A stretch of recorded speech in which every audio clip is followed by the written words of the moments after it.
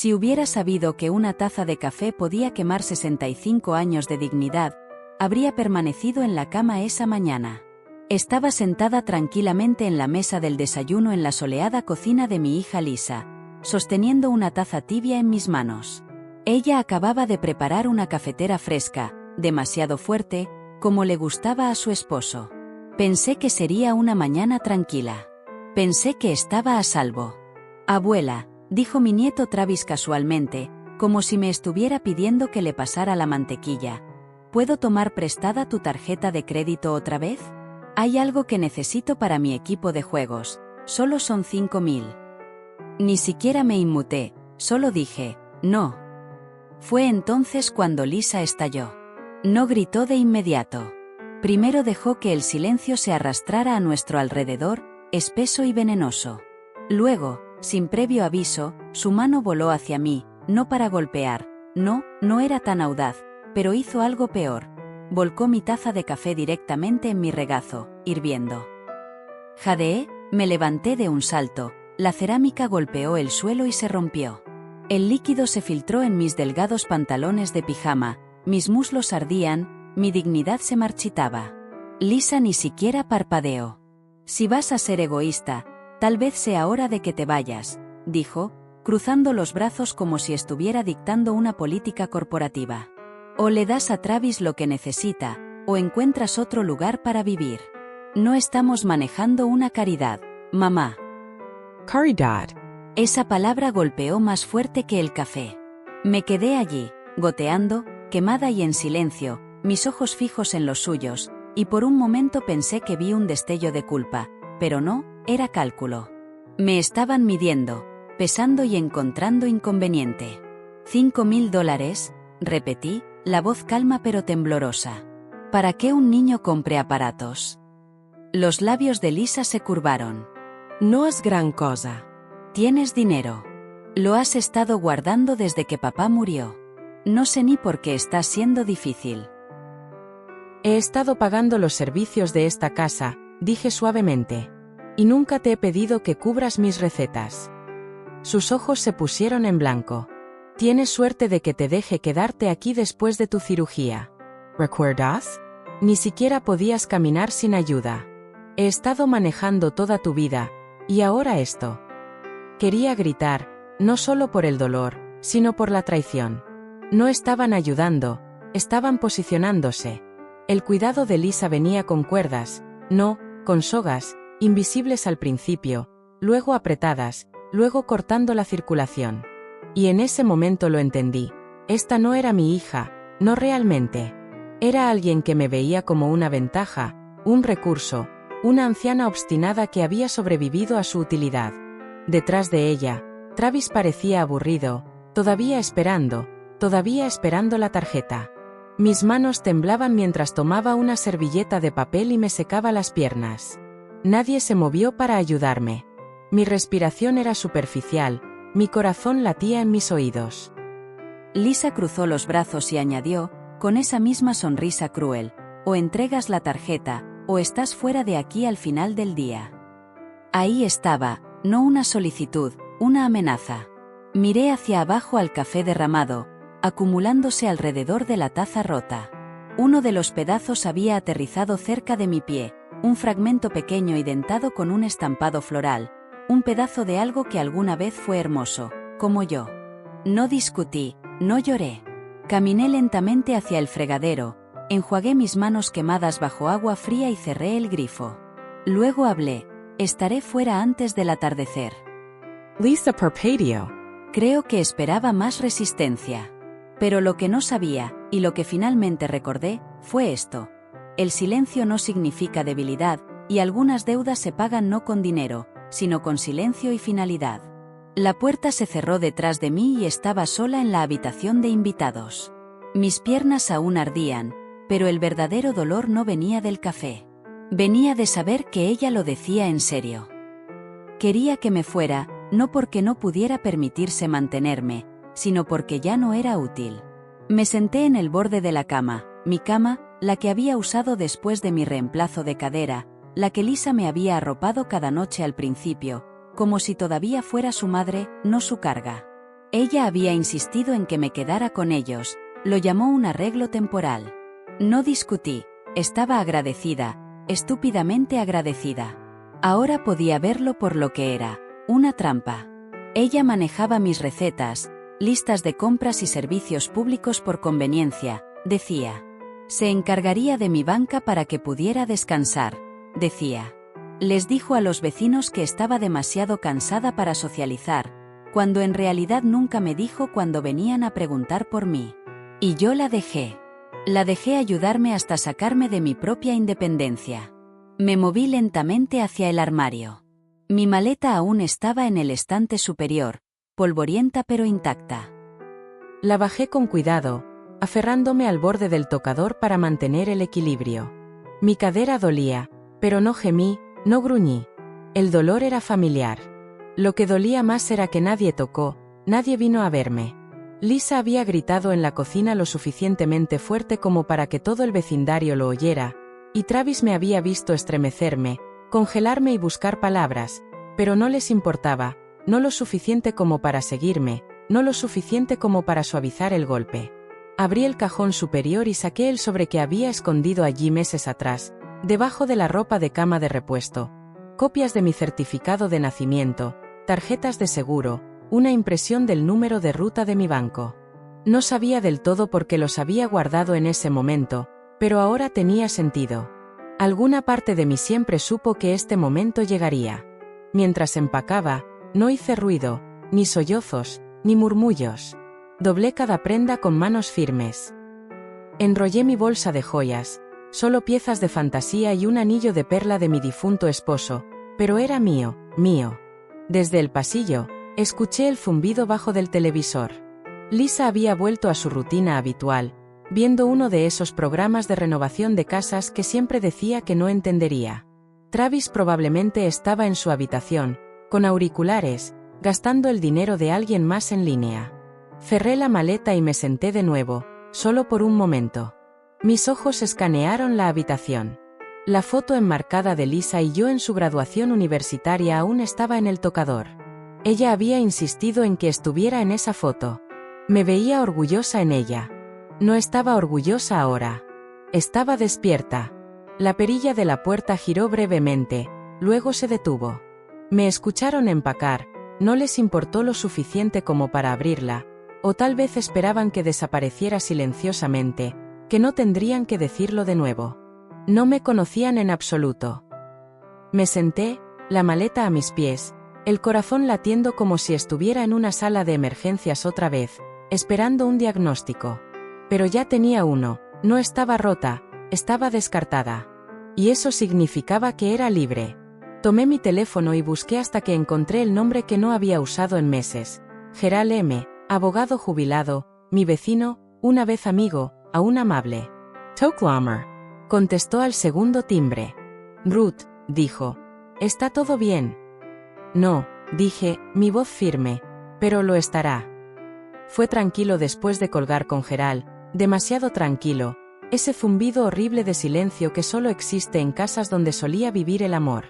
Me senté de nuevo, una mano descansando en mi maleta, la otra rozando el borde de la mesita de noche donde normalmente estaban mis gafas de lectura, pero no había leído en semanas, no desde la última vez que me sentí como persona en esta casa, en lugar de inventario.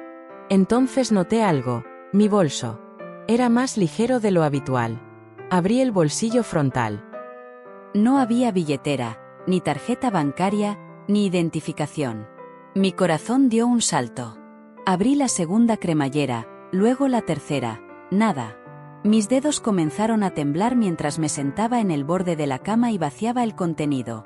Caramelos sueltos, pañuelos, un lápiz labial viejo. Ni tarjeta, ni billetera, nada. La tenía ayer, estaba segura. La usé para comprar mi ungüento recetado en la farmacia. Lisa me había llevado y había insistido en sostener mi bolso mientras caminaba más lento. Pensé que estaba siendo amable. No, estaba creando una oportunidad. Podía escuchar su voz ahora, meses atrás, tan casual en ese momento. Solo déjame encargarme de tus cuentas, mamá. Es más fácil si todo pasa por una cuenta. Configuraré pagos automáticos, No tienes que preocuparte por nada. Solo concéntrate en sanar. ¿De acuerdo? Así que la dejé.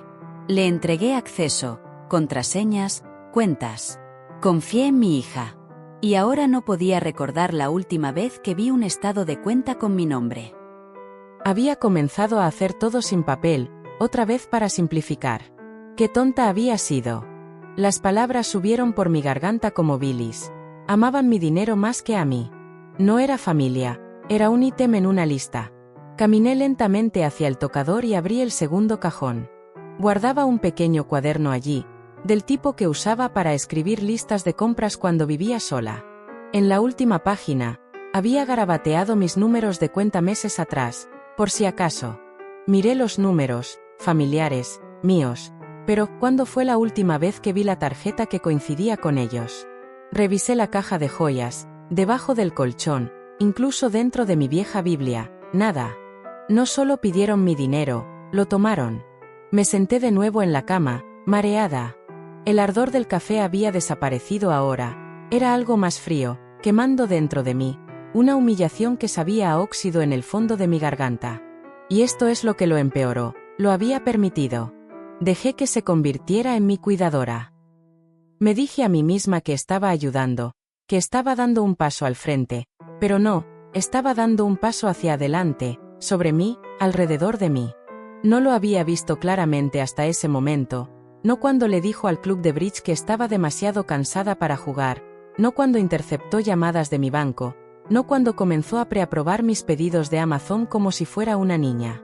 Había estado cerrando las puertas suavemente, una por una, hasta que no tuviera a dónde ir.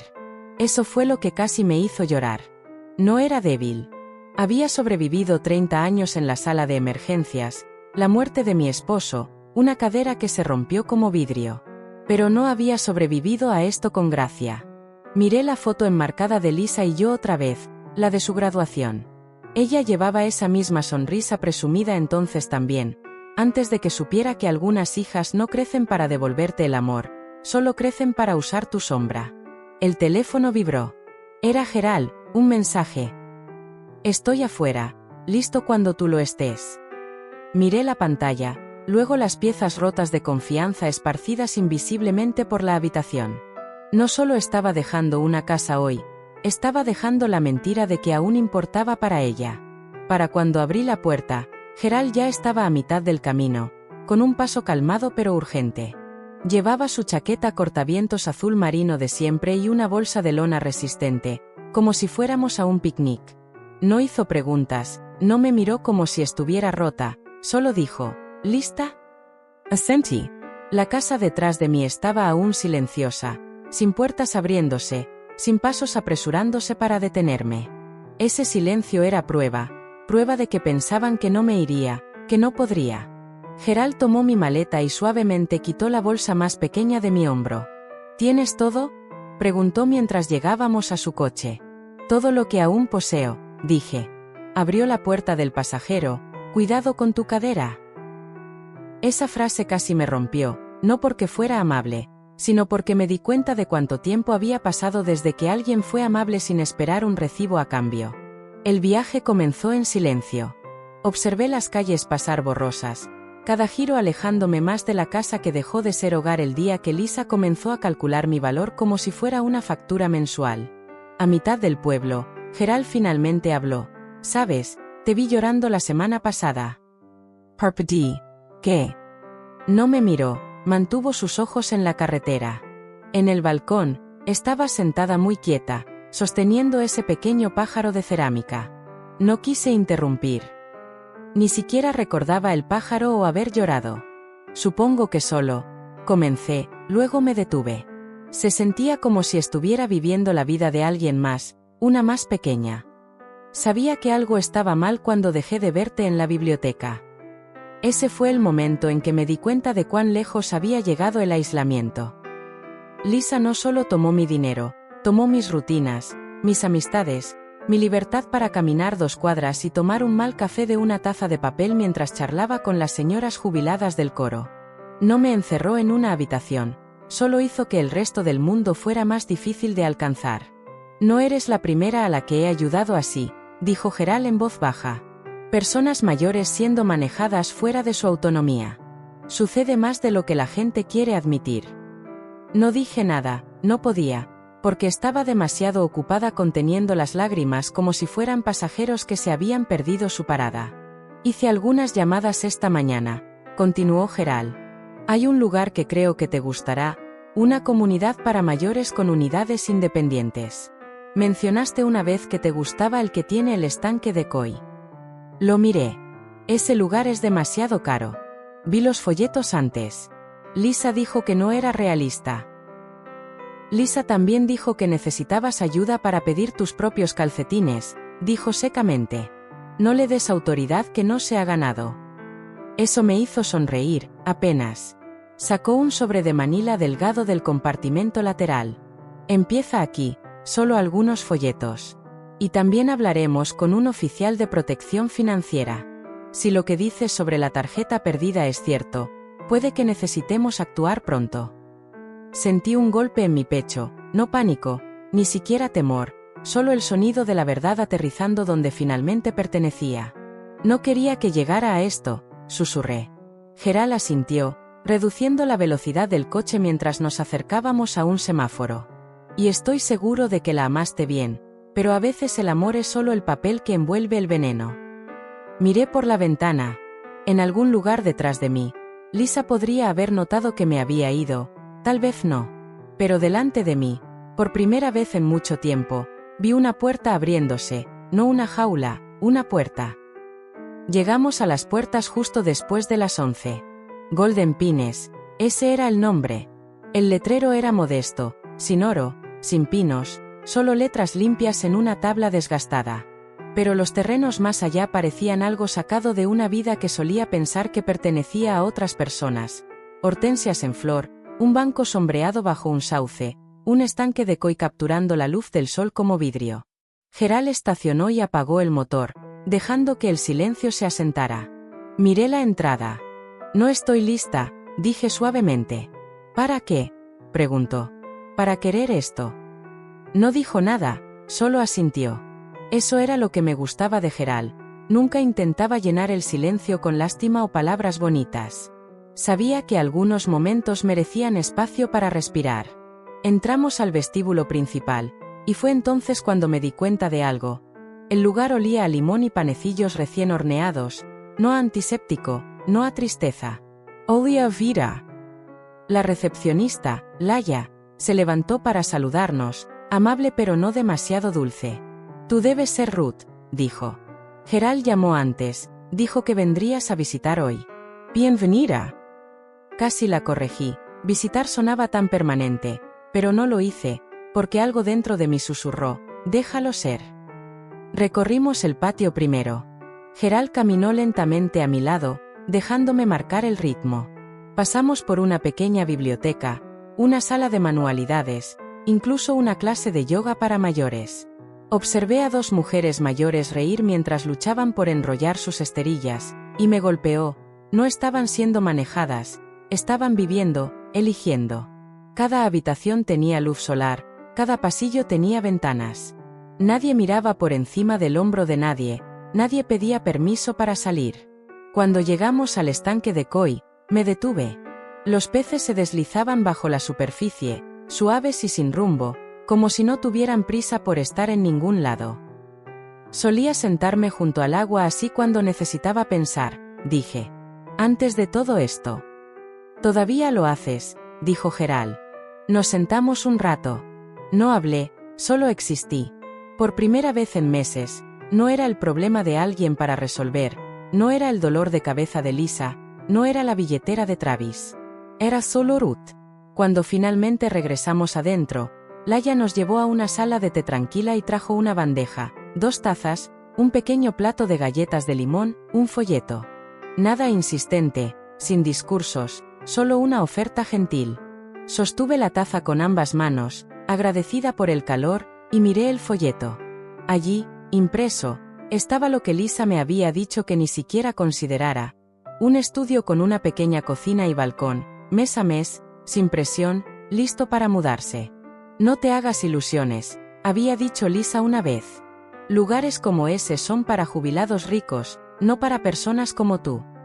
Leí el número otra vez. No era barato, pero no era imposible, no si tuviera lo que solía tener, acceso a mis propias cuentas, una voz en mi propia vida.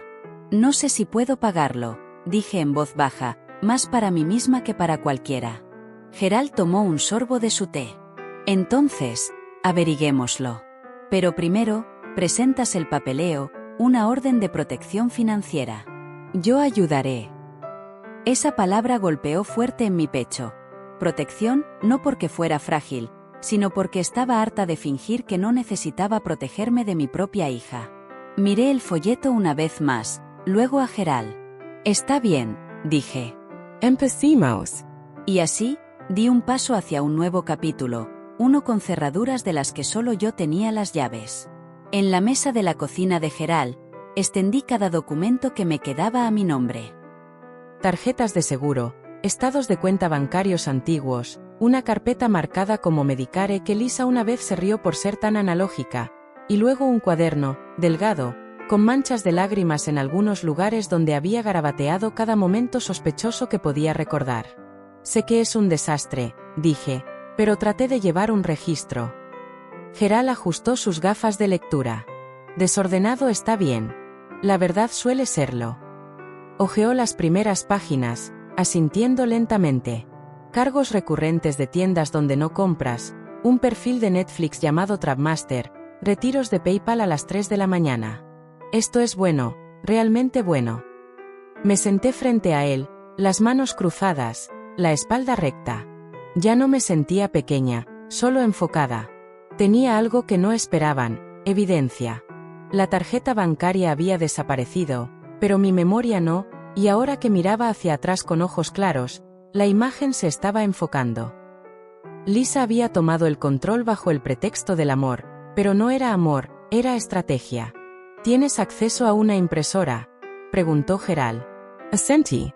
En el viejo estudio de Cliff, aún conectada a la vieja Dell. Entonces mañana escanearemos estas páginas, dijo. Te conectaré con un especialista en abuso financiero. Son discretos. No solo manejan reversiones bancarias, construyen casos de protección. Hizo una pausa. Pero tenemos que actuar pronto. Una vez que Lisa se dé cuenta de que no vas a volver, podría intentar adelantarse, especialmente si las cuentas aún están bajo su vigilancia. Lo están, dije. Al menos algunas de ellas. Pero el título de la casa. Midtov. Sí. Gerald levantó la vista. Está a mi nombre. Lisa lo transfirió antes de mi cirugía.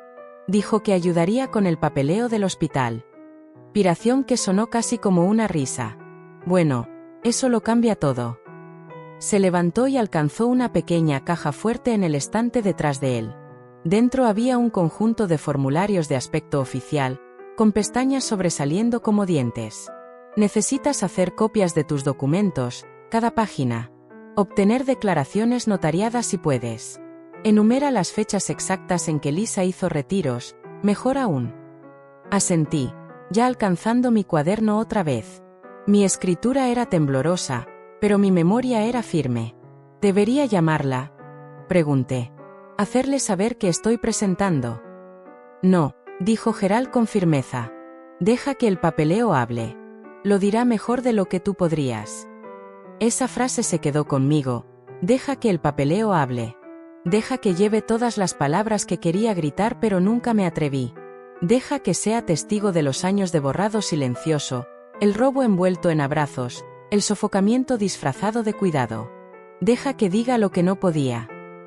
Intentaste poseerme, pero guardé los recibos.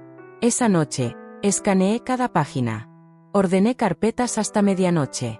Me dolía la espalda, me ardían los ojos, pero no paré, porque ahora tenía un propósito más grande que la supervivencia. Ahora tenía un caso. Y ya sea que se disculparan o no, el registro permanecería, para los abogados, para los tribunales, para mí, porque finalmente estaba poniendo todo en papel, la verdad que nunca pensaron que viviría lo suficiente para contar. Lisa no sabía que aún tenía el título de propiedad. Nunca preguntó, nunca pensó en hacerlo. Solo asumió que su tutela temporal de mi vida se había vuelto permanente, como todo lo demás que reclamó silenciosamente. Así que cuando llegó al camino de entrada 2 días después y vio a una desconocida parada en su patio delantero con una carpeta, imagino que sintió como un fallo en su propio sistema, el orden perfecto que había construido comenzando a agrietarse. La desconocida era una agente inmobiliaria, una mujer llamada Carla con la que hablé ayer, referida por las conexiones de Gerald, profesional, discreta y no del tipo que cotillea. Lisa salió de su coche, furiosa ya, estoy segura. No estaba allí. Estaba exactamente donde necesitaba estar, 3 pueblos más allá, en el balcón sombreado de mi apartamento temporal en Golden Pines, un vaso de té helado en una mano, un formulario de reevaluación de propiedad firmado en la otra. Gerald lo había dejado esa mañana. No necesitaba estar presente para la tormenta, solo necesitaba que el papeleo llegara primero. Lisa me llamó, por supuesto que lo hizo, 3 veces seguidas, directo al buzón de voz. La 4ª vez, contesté. Mamá, ¿qué demonios está pasando? Hay una agente inmobiliaria aquí haciendo un recorrido por mi casa, tu casa, lo que sea, dijo. Tú ordenaste una evaluación. Esperé un segundo completo antes de responder. Correcto. Silencio, luego veneno. ¿No estás hablando en serio? Estoy muy seria. Podía prácticamente escucharla paseando. Ni siquiera vives aquí ya. ¿Qué es esto? ¿Algún tipo de viaje de culpa? ¿Estás intentando avergonzarme? No, dije claramente. Solo estoy reclamando lo que siempre fue mío. Esta es mi casa, siseó.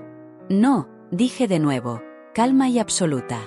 Es la casa en la que has estado ocupando, manejando con dinero que nunca fue tuyo. Te dejé jugar a ser cuidadora. Ese papel ahora está revocado. No puedes simplemente echarnos. No te eché, Lisa. Tú me dijiste que me fuera. El silencio después de eso fue como una nevada, suave pero sofocante. No tenía idea de que recordaba todo, como el título había sido transferido a mi nombre bajo el pretexto de ayudar con el papeleo médico, como había firmado todo entonces sin leer de cerca, confiando en ella. Pero leí una cosa que recordé, nunca le di un poder notarial completo.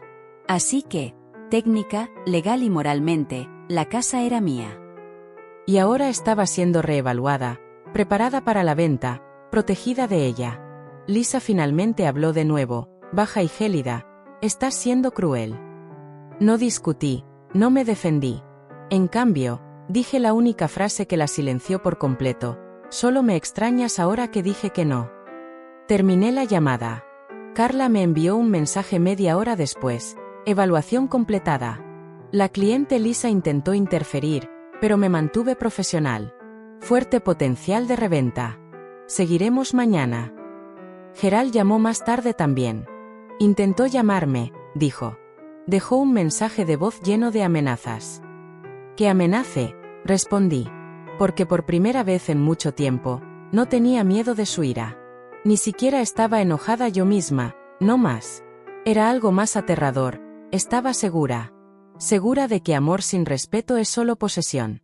Segura de que familia no significa nada cuando está construida sobre control. Segura de que incluso si no tuviera nada más que esta silla, este té y mi nombre en un documento legal, aún sería más libre de lo que nunca fui en esa casa. Esa noche, me fui a la cama temprano, y por primera vez en años, cerré la puerta con llave, no porque temiera lo que podría entrar, sino porque finalmente tenía algo que valía la pena mantener afuera. Las puertas delanteras en Golden Pines son de vidrio, pesadas pero elegantes. Puedes ver hacia afuera, pero nadie entra sin ser invitado. Por eso no me inmuté cuando vi a Lisa venir. Estaba sentada en la biblioteca comunitaria esa mañana, leyendo un artículo sobre abuso financiero a ancianos que Gerald había destacado para mí.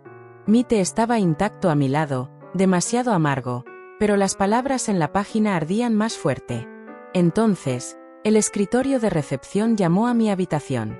«Hay una Lisa aquí para verte», dijo la recepcionista con calma. «¿Quieres que la dejemos entrar?» «No», dije, «pero puedes hacerle saber que estoy observando». No preguntaron por qué. El personal aquí había visto esto antes. Hijos que aparecen solo cuando su nombre está en juego, no en el identificador de llamadas. Me dirigí silenciosamente a la sala de sol, justo al lado del vestíbulo principal. Desde allí podía ver todo sin ser vista. Lisa estaba en el vestíbulo, jeans ajustados y una blusa roja furiosa, paseando en pequeños círculos como una leona atrapada en una sala de exhibición. Su expresión era pura incredulidad, como si el aire aquí la hubiera ofendido personalmente. La recepcionista se acercó de nuevo. Lisa señaló en mi dirección, y vi el gesto claro como el día, acusador, agudo. No sabía que estaba detrás del vidrio tintado. No sabía que, por una vez, ella era la que estaba afuera.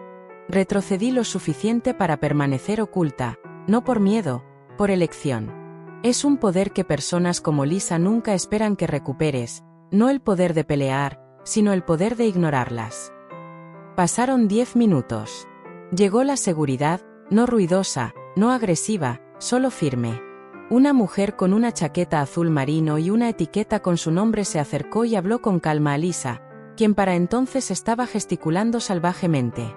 Su boca se movía más rápido que su sentido de la ironía. La vi señalar de nuevo, hacia el soporte de folletos, el techo, tal vez el aire mismo, cualquier cosa menos hacia adentro. Finalmente, dio media vuelta y salió furiosa. Las puertas se cerraron deslizándose detrás de ella como una puntuación. Volví a mi asiento en la biblioteca. El té estaba frío ahora, pero no importaba, porque no lo estaba. Esa tarde, Gerald pasó por allí. Le conté lo que pasó. Vino desde tan lejos solo para que le negaran la entrada, dijo, sacudiendo la cabeza. Debió esperar una versión diferente de ti. Esperaba la versión antigua, dije. La que pensaba que el silencio significaba paz. Él asintió lentamente. Esa versión se fue. Caminamos juntos al jardín. Llevé una pequeña bandeja con 2 limonadas heladas que el personal había dejado para nosotros. No necesitaba explicar qué había pasado. Ellos ya lo sabían.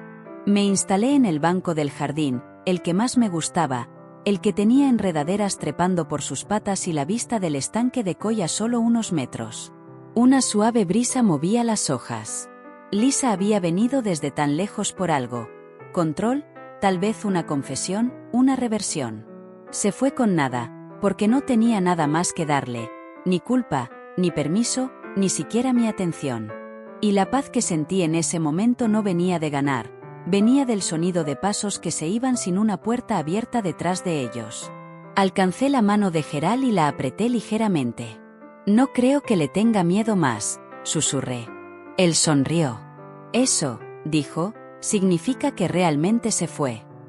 2 días después, Gerald me llamó justo después del desayuno. Es hora, dijo. ¿Aún quieres vender la casa? No dudé. Sí. Me encontró 1 hora después en Golden Pines, una carpeta en la mano. Dentro estaba el título de propiedad completo, mi verificación de identidad notariada y un formulario de fideicomiso, en blanco pero listo para proteger todo lo que Lisa pensaba que era suyo. Nos sentamos en el porche soleado, los papeles extendidos entre nosotros. Ça va a desmoronar, dija. Gerald sonrió. Que se desmorone. Desmoronarse significa exponerse. Firmé línea tras línea, firma, inicial, firma. Cliff me habría molestado por la forma en que mi lengua sobresalía un poco cuando me concentraba, pero esto no era solo una venta, era una ruptura. La casa en la que Lisa vivía, de la que alardeaba, nunca fue suya. Pintó las paredes, claro, compró un sofá con mi crédito, sí, cambió las perillas de las puertas, eligió baldosas, pero los cimientos, la base, eso llevaba mi nombre, siempre lo había hecho. Presentamos el papeleo del fideicomiso discretamente, transfiriendo la propiedad al fideicomiso viviente irrevocable de Ruth Langley, no porque temiera una demanda, sino porque quería algo inquebrantable, ni siquiera una hija manipuladora podría romperlo. Al día siguiente, el título había cambiado. Lisa aún no lo sabría, pero la ley sí. Y tenía algo más en marcha también. Con la ayuda de un especialista en abuso financiero al que Gerald me conectó, presenté una solicitud para congelar todas las transacciones vinculadas a mi cuenta bancaria original. Cualquier cosa procesada en los últimos 6 meses sería marcada. La especialista preguntó si tenía evidencia de respaldo. Tengo 12 páginas, dije, entregándole el diario documentado con fechas, detalles y retiros. Hojeó las páginas, sus cejas subiendo más con cada una. No solo te estaban usando, dijo. Te estaban cosechando. No me inmuté, porque lo sabía, y ahora la ley también. Regresé a Golden Pines con una sensación inusual de ligereza, no alegría, no aún, pero había algo como aliento en mi pecho otra vez, como si no estuviera conteniendo todo solo para mantenerme educada. De vuelta en mi habitación, saqué el sobre que Cliff me dejó el año antes de que falleciera. Nunca lo había abierto. Estaba en el fondo de mi caja de recuerdos, marcado con su letra, solo cuando estés cansada de fingir que estás bien. Lo abrí con manos temblorosas. Dentro había una carta, corta, solo unas pocas líneas. Ruth, si alguna vez te hacen sentir más pequeña que la mujer con la que me casé, no discutas, no expliques, solo vete. No le debes a nadie el derecho de apagar tu luz. Usa lo que es tuyo y asegúrate de que no puedan tomarlo de nuevo. Debajo había un cheque, sin cobrar, $10,000. Lo miré durante mucho tiempo, luego reí, una risa real, dolorosa, que hizo que me dolieran las costillas. Él lo sabía, incluso entonces. Cliff había sabido que el mundo podía girar, incluso la familia. Lema Gerald. Estás ocupado. Para ti, nunca. Entonces vendamos una casa, dije, y abramos un fideicomiso que no puedan tocar. Hizo una pausa. Lista para las consecuencias. Miré alrededor de mi habitación, el sol entrando, el estanque de koi brillando, mi bufanda de bridge colgada en la silla. Sí, dije, porque esta vez no estoy reaccionando, estoy reclamando. Y ese cheque, lo deposité esa tarde, no porque necesitara el dinero, sino porque quería que el mundo supiera que no había terminado de construir. Lisa siempre pensó que tendría la última palabra, contaba con ello. Su voz más alta, sus mensajes más largos, sus amenazas envueltas en culpa y falsa preocupación. Pensó que el silencio era rendición. Así que cuando llegó la carta, gruesa con tono legal y sellos oficiales, imagino que se quedó en su puerta durante mucho tiempo antes de abrirla. Y cuando lo hizo, el sonido de la cerradura cerrándose resonó sin que yo tuviera que hablar. Dentro de ese sobre estaba el comienzo del fin. Una notificación formal del Consejo Legal del Fideicomiso. Con efecto inmediato, Lisa Andrews ya no está autorizada para acceder a ninguna cuenta, propiedad o registros financieros pertenecientes a Ruth Langley. Era corto, profesional, sin culpas, sin súplicas, solo límites. Eso fue lo que la volvió loca. Me llamó 7 veces ese día. No contesté. La 8ª vez, dejó un mensaje de voz. Mamá, esto es ridículo. Estás escuchando a él en lugar de a tu propia hija. ¿Siquiera entiendes lo que estás haciendo? Estás tirando a tu familia. Familia. Usó esa palabra como si fuera una armadura, como si debiera haber sido suficiente para borrar todo lo que había hecho. La presión, el gaslighting, el robo. Pero familia no es inmunidad, es un privilegio, y ella lo perdió en el momento en que vertió café hirviendo en mi regazo y lo llamó mi culpa.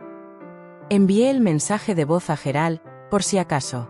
Luego hice algo tranquilo pero poderoso, no le envié nada, ni respuesta, ni explicación. Dejé que la carta hiciera lo que yo nunca pude. Trazar la línea con tinta, ley y consecuencias de las que no podía salir llorando. Gerald llamó esa noche. Lo recibió, ¿verdad?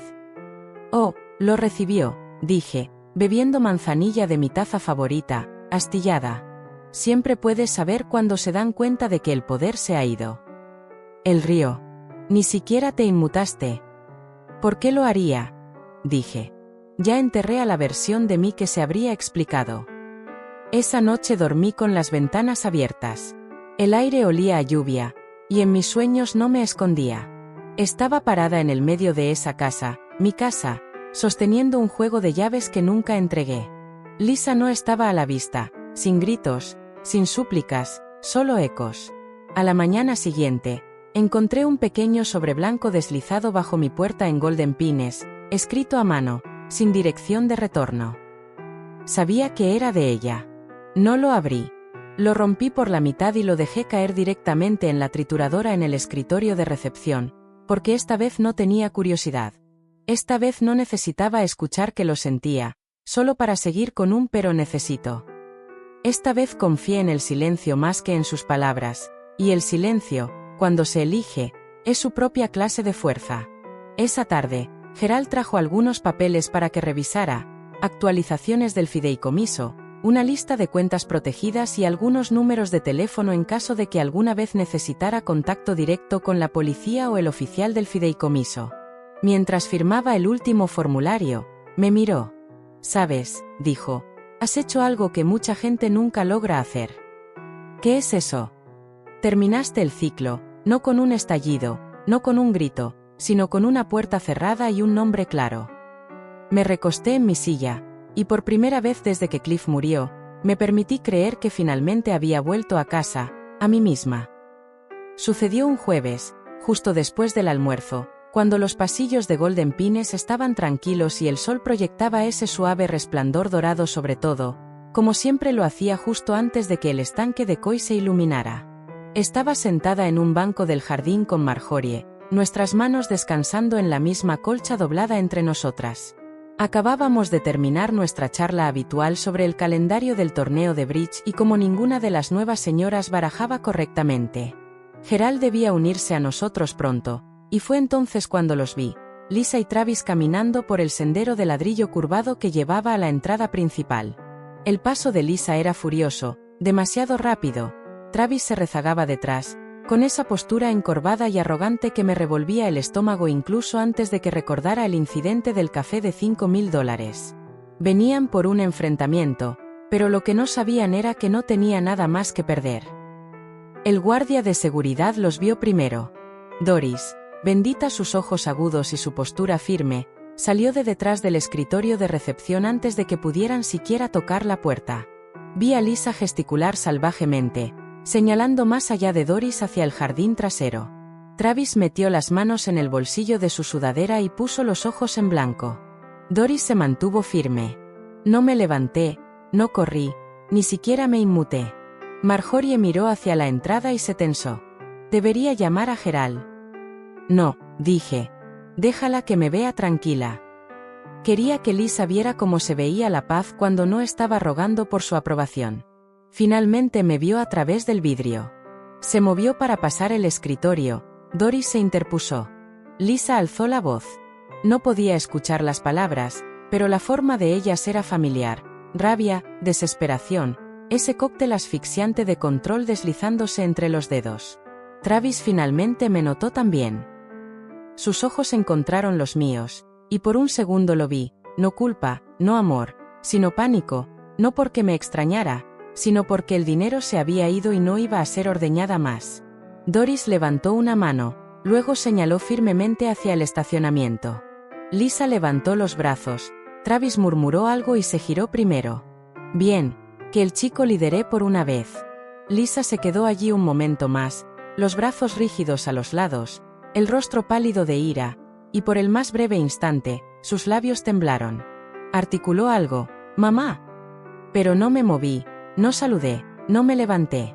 Me quedé allí en ese banco, sosteniendo la mano de Marjorie, envuelta en la misma colcha que Cliff solía ponerme sobre los hombros cuando me quedaba dormida en el sofá viendo repeticiones de Jeopardy.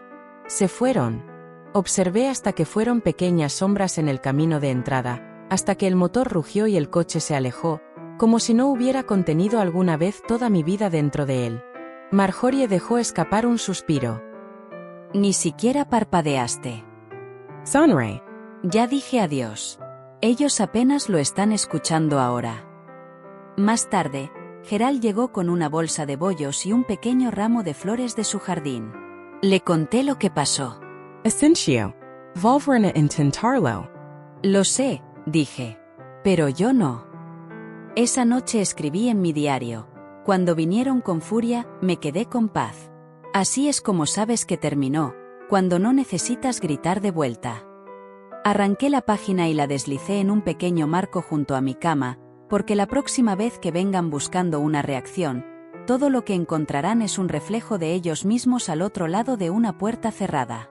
Llegó 2 días después, un pequeño sobre de marfil, escrito a mano, dejado en el buzón de Golden Pines. La letra era inconfundible, cursiva perfecta, ligeramente inclinada para fingir elegancia, de Lisa. Lo miré durante 1 minuto completo, no porque no supiera qué era, sino porque lo sabía. Marjorie me vio parada inmóvil en el vestíbulo, la carta en una mano, el café en la otra. ¿De ella?, preguntó. Asentí. ¿Quieres que la abra por ti? No, dije. No necesito que nadie más vea esta mentira. No la abrí allí. La llevé arriba, la coloqué en el pequeño escritorio donde Cliff solía sentarse, y esperé hasta que el sol tocara la ventana lejana, como solía hacerlo cuando lo ayudaba con los impuestos y las cartas a sus amigos de guerra. Luego me senté, respiré y la abrí. La primera palabra, mamá. No, querida, no lo siento, solo mamá, como si aún tuviera ese derecho. El primer párrafo fue exactamente lo que esperaba. Algunos intentos temblorosos de arrepentimiento, como las C. Ha malentendido como una curita. Luego vino la verdadera razón por la que escribió, línea 3. Estamos pasando por un momento difícil ahora, las facturas se acumulan, Travis no calificó para el préstamo del coche después de todo. Ahí estaba, la petición, como siempre. La disculpa era solo un cebo, y se suponía que debía tragármelo entero, porque solía hacerlo, porque alguna vez creí en las segundas oportunidades sin pruebas. Pero no era la misma mujer que dejó que Lisa reorganizara su correo y lo llamara bondad. No era la mujer que suavizaba cada instinto solo para mantener la paz. Había hecho las paces con algo más ahora. El hecho de que no todas las hijas son una bendición, algunas son advertencias. La carta terminaba con, tal vez podamos hablar. Realmente te extraño. Todos lo hacemos. Cerré la página y miré el sobre de nuevo. Era grueso, como si hubiera incluido algo extra. Metí la mano dentro, y ahí estaba.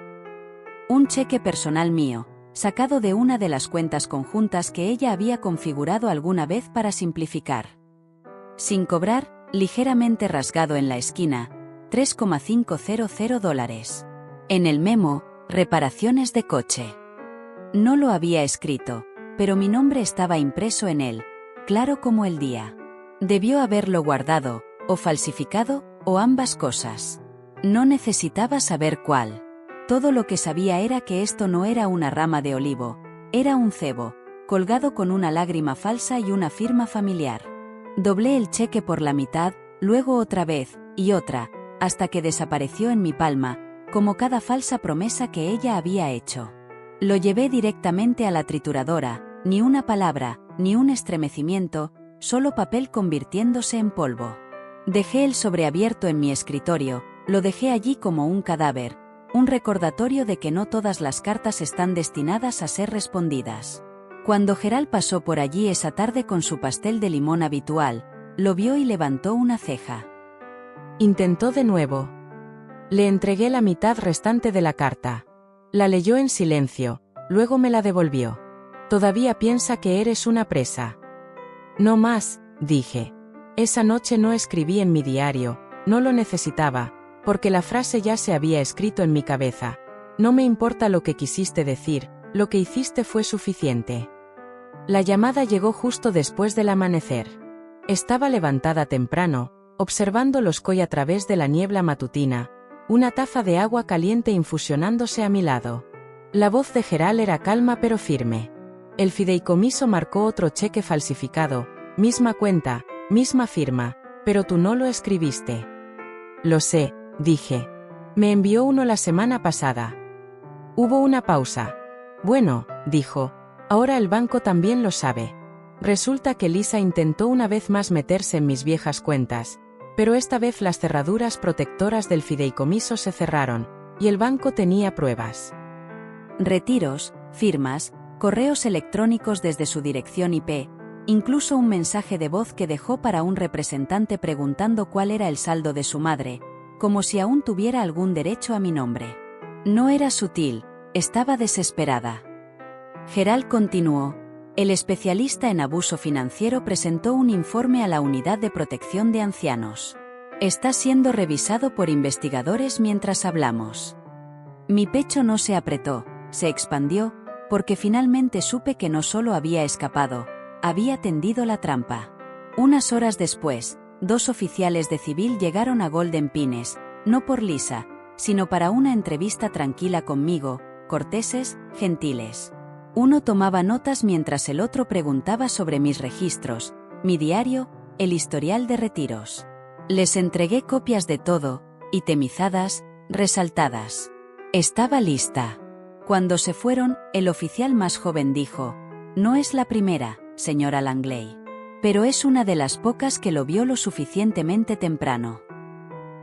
Casi lo corregí, no fue temprano, fue justo a tiempo.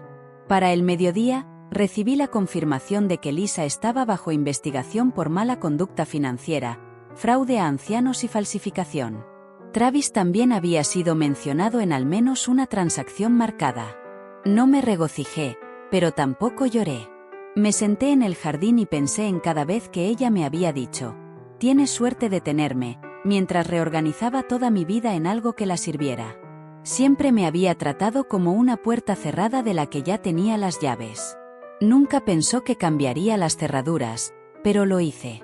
Marjorie pasó por allí esa tarde con pan de plátano tibio y 2 tazas de té de jengibre. Sabía, todos en Golden Pines sabían ahora, no porque se lo contara, sino porque vieron la tormenta llegar y me vieron permanecer sentada a través de ella. «¿Crees que la arrestarán?», preguntó Marjorie suavemente. «No lo sé», dije, «y ya no depende de mí».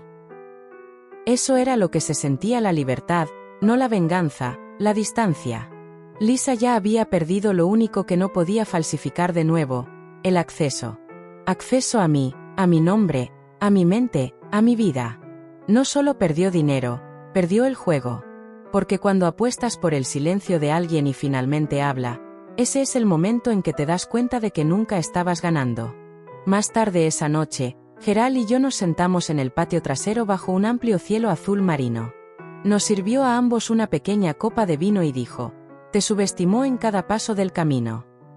«Yo también me subestimé», respondí. Levantó su copa. A recalcular. Brindamos, y dije algo que no había dicho en años, pero que finalmente sabía que era verdad. Estoy a salvo, no solo de Lisa, sino de la necesidad de explicarme a cualquiera que alguna vez pensó que mi bondad significaba rendición. Esa noche dormí con la ventana abierta de nuevo, y cuando el viento se levantó, no sonaba a advertencia, sonaba a aplausos.